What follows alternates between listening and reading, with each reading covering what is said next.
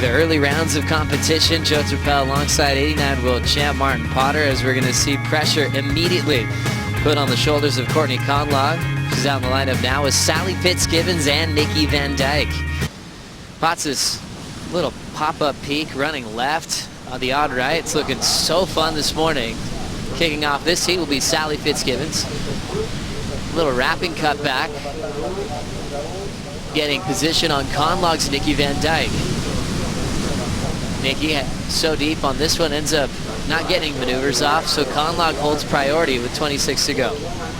You know, we spoke to Nikki, was it yesterday, about that spoiler sort of role that she's been playing. She's kind of got Courtney's number, really, taking her down in round number 1. So obviously Rip Curl team along with Tyler.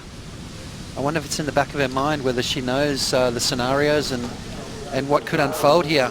Obviously, every heat she battles in, she wants to take it on and go for victory. She made her first semifinal earlier this year. Now she has a goal of making a final. Van Dijk up and down real quick on the right. And catching up to the left is Sally Fitzgibbons. Steady rail work.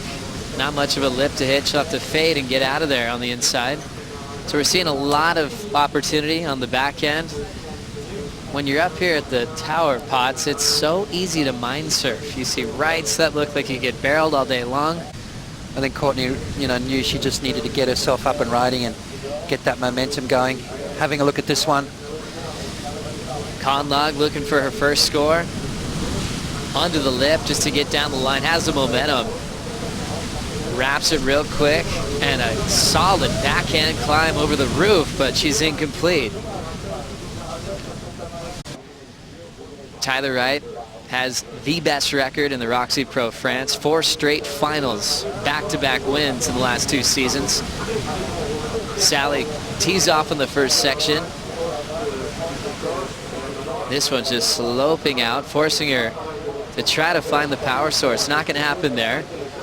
Fitzgibbons starting with a 2.5 and then a 1.5. Conlogue with a 3.5 is the best so far.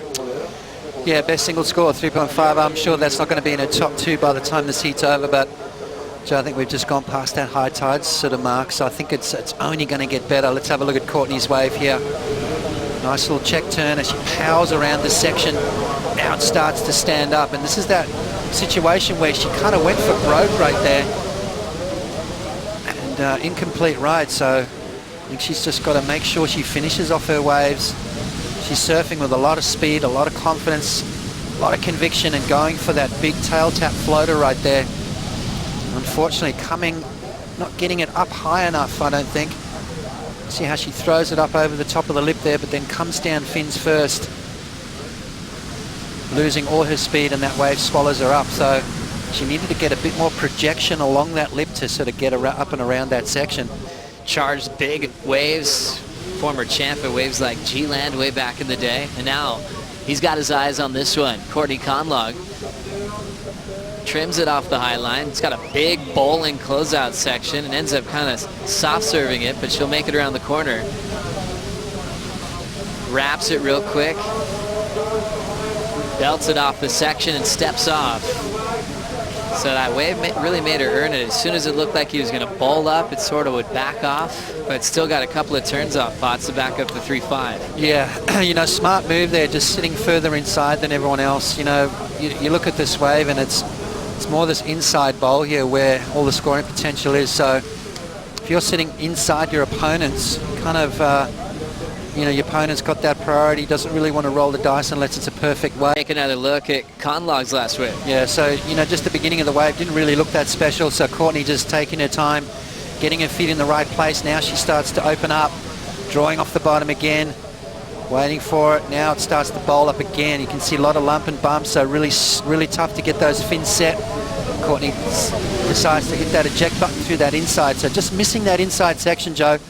A tricky wave to ride. You could tell it was hard to get those fins set, get that rail in the water.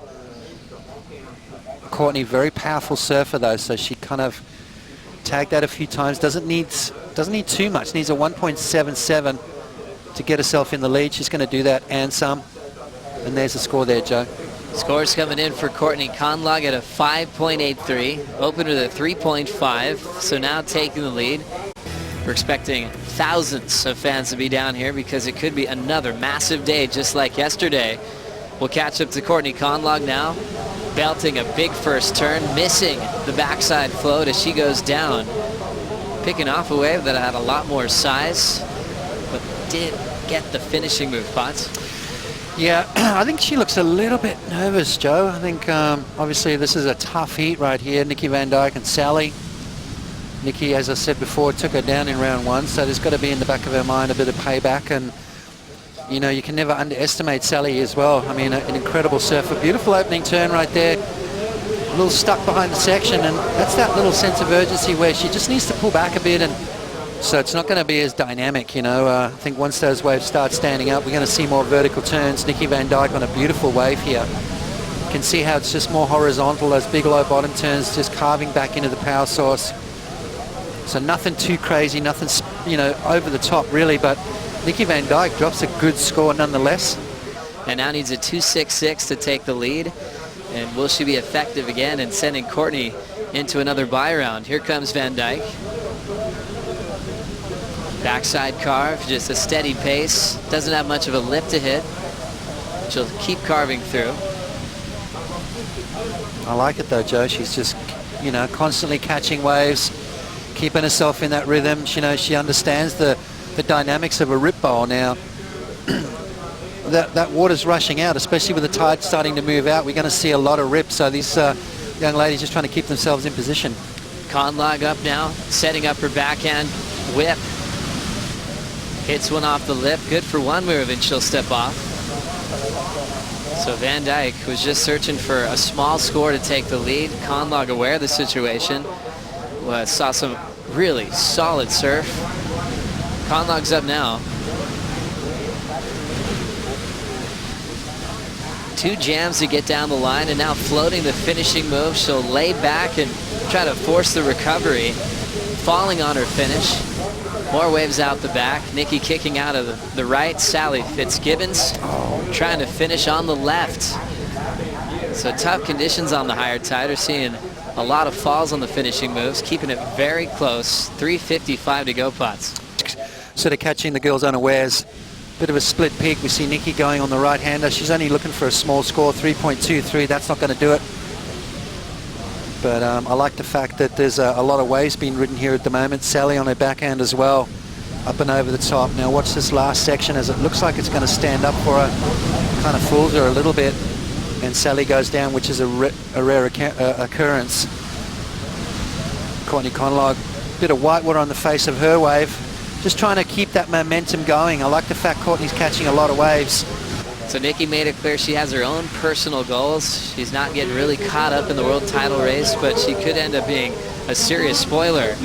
Now with priority taken up under the lip, Nikki Van Dijk looking for a 3.63 to send Conlogue into round 4.